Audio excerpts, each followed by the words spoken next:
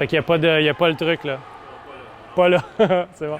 Bonjour. Aujourd'hui, dans cette capsule du coach virtuel présenté par Tennis Montréal, on va vous expliquer la différence entre l'utilisation des pas chassés et des pas croisés pour avoir un déplacement plus efficace et ainsi éviter des blessures.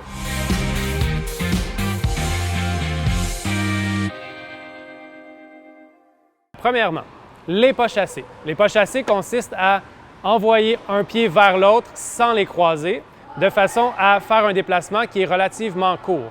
Un pas croisé, à l'opposé, on va passer le pied devant l'autre pour aller chercher une plus grande distance. Donc, commençons par le pas chassé. Quand on a une balle qui est près de nous, on va utiliser un pas chassé pour pouvoir se rendre à la balle ou pour revenir vers le centre du terrain. Au niveau du pas croisé, on va l'utiliser quand on a une balle plus loin sur le côté, quand on reçoit un lob et on veut bien se placer sous la balle, ou quand on se fait déporter vers l'arrière du terrain et on veut revenir en diagonale vers le centre du terrain.